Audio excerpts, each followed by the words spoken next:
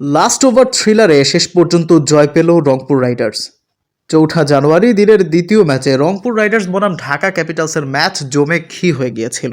শুরুতে Rangpur Riders bat করতে নামে, তবে টপ অর্ডারে ৩ জনের ব্যর্থতার পর ডাভিড মালান এবং মাহমুদুল্লাহ রিয়াদের স্লো গতির ব্যাটিংয়ে সামান্য পুঁজি পেতে শুরু করে তারা। মাহমুদুল্লাহ রিয়াদ তার বিপিএল ক্যারিয়ারের ১৫তম 50 তুলে নেন মন্থর গতিতে। তবে শেষের দিকে খুশদিল শাহের ঝোড়ো ব্যাটিংয়ে রংপুর রাইডার্স ১৫০+ রানের পুঁজি পায়। খুশদিল শাহের শেষ দিকের ঝোড়ো ব্যাটিং যে কতটা গুরুত্বপূর্ণ ছিল সেটা বোঝা গিয়েছে রংপুর রাইডার্স যখন বল করতে নেমেছে। শুরুতে ঢাকা ক্যাপিটালস দুর্দান্ত শুরু পায় রহমানুল্লাহ গুরবাজের ঝোড়ো ব্যাটিংয়ে। পাওয়ার প্লেতে চমৎকার শুরু করে তারা, তবে পাওয়ার প্লে শেষ হওয়ার পর দুই ওপেনার ফিরে গেলে সাইফ এবং মিথুন মিলে দলের রানের চাকা সচল রাখতে থাকেন।